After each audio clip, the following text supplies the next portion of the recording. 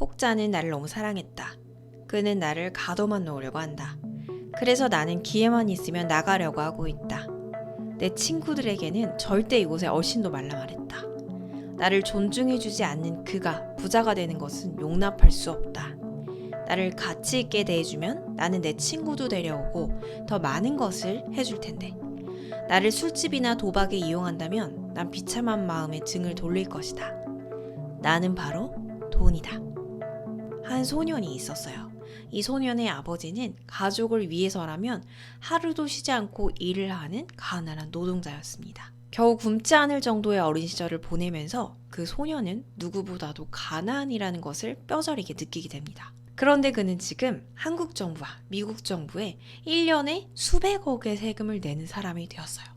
도대체 그에게는 무슨 일이 있었던 걸까요? 대학교 3학년을 마치고 미국으로 건너간 그는 수많은 사업을 시도합니다. 이불가게, 신문사, 증권, 선물회사, 건강식품점, 그리고 벌이는 사업마다 실패를 하죠. 하지만 포기하지 않고 7번의 시도 끝에 마침내 성공을 하게 됩니다. 그러면서 그는 돈에 대한 비밀을 알게 됩니다. 오늘 제가 소개해드리려고 하는 책은 돈의 속성이에요. 돈에게는 인격이 있다. 돈이라고 하면 어떤 느낌이 드세요? 저는 돈이라는 단어를 들으면 막강한 느낌, 그리고 생사를 좌우하는 거라는 생각이 들어요. 그런데 이 돈이라는 것에는 인격이 있다라고 이야기를 합니다. 어떤 돈은 사람과 같이 어울리기를 좋아하고요, 몰려다닌대요. 또 어떤 돈은 숨어서 평생을 지내기도 한대요. 자기들끼리 주로 가는 곳이 따로 있고요, 유행에 따라서 모이고 흩어진대요. 만약에 우리가 돈을 소중히 대하면 우리에게 붙어 있으려고 하고요, 함부로 대하면 보복을 한대요. 우리가 합당한 대우를 해준다면 이자, 자식을 낳기도 해요. 돈이 돈을 부른다 라는 말을 들어본 적 있으신가요?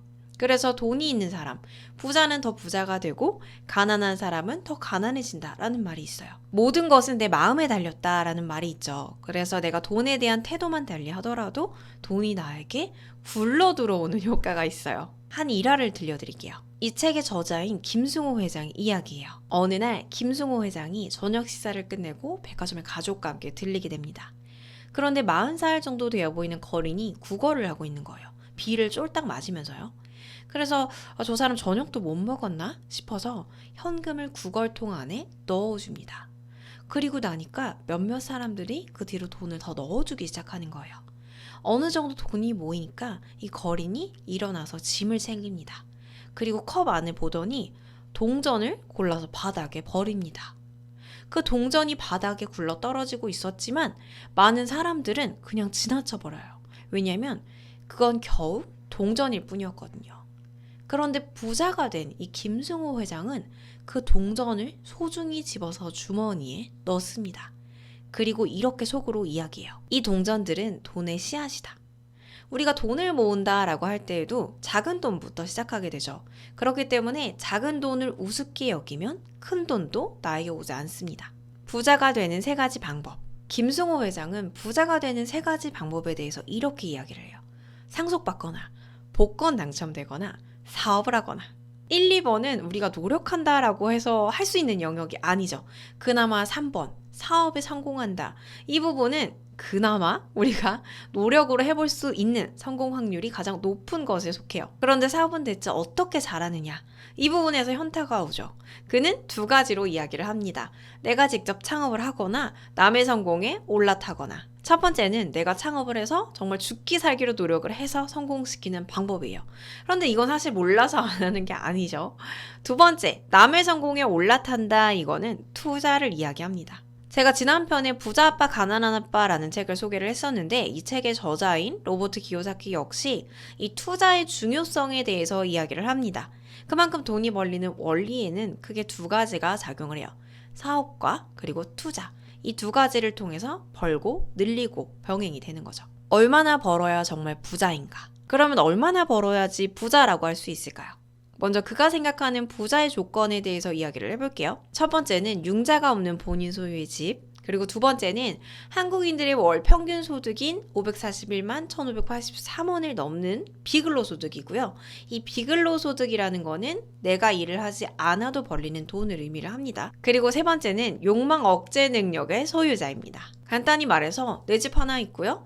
541만 원 정도가 일하지 않아도 나오고 그리고 내 욕망쯤은 컨트롤할 수 있다. 그러면 부자의 조건이 되는 겁니다. 12년 동안 저축을 해서 5억 원 정도의 종잣돈을 만들어요. 이렇게 하려면 월에 347만 원 정도를 저금을 하게 되죠. 부자들의 통계를 보니까 이 정도 돈을 만든 나이가 44세였고요. 이 중에서 61% 정도를 부동산 투자에 그리고 35% 정도를 금융자산에 투자를 했다고 합니다. 부자라는 것은 굉장히 상대적인 개념일 수가 있어요. 우리가 볼 때는 와 50억 부자야 대단해 라고 하지만 100억 부자에게는 50억 부자가 아닐 수가 있기 때문이죠. 그래서 이 부자라는 것을 어느 정도 수치화해서 목표치를 잡아두시는 게 좋아요. 그런데 500만 원이 넘는 이 비근로소득을 만들려면 대체 어느 정도의 자산이 필요할까요? 약 20억 원이 넘는 자산이라고 합니다. 그러면은 목표를 부자가 될 거야 라고 애매하게 하기보다는 나는 집 한 채가 있고 20억 원의 자산이 있어서 541만 원 정도의 비근로소득이 나오게 할 거야 라고 하면 좀 더 정확하겠죠. 이렇게 목표를 두고 거꾸로 계산을 하는 거죠. 아, 내가 그러면은 연애 얼마 벌어야 되고 뭘 해야 되고 그러려면 뭐가 필요하고 이런 식으로 거꾸로 계산을 해서 조금 더 목표를 현실적으로 만드는 거예요. 네 번째, 돈을 다루는 4가지 능력. 돈을 다루는 4가지 능력에 따라서 자산이 늘어날 수 있다라고 해요. 그리고 이 4가지 중 하나만 있어도 부자가 될 수 있다라고 합니다. 그런데 이걸 지속적으로 유지하기 위해서는 4가지를 다 갖추는 게 필요해요. 돈을 다루는 4가지 능력은 이렇게 됩니다. 버는 능력, 모으는 능력, 유지하는 능력, 쓰는 능력. 5번째, 좋은 돈이 찾아오게 하는 7가지 비법. 김승호 회장은 좋은 돈이 있고 나쁜 돈이 있다라고 해요. 여기서의 좋은 돈은 나한테 들어와서 나가지 않고 계속 불려주는 거죠. 이 좋은 돈이 들어오게 하는 7가지 비법이 있다라고 합니다. 첫 번째, 품위 없는 모든 버릇을 버려라. 두 번째, 도움을 구하는데 망설이지 말아라. 세 번째, 희생할 각오를 해라. 네 번째, 기록하고 정리하라. 5번째, 장기 목표를 가져라. 6번째, 제발 모두에게 사랑받을 생각을 버려라.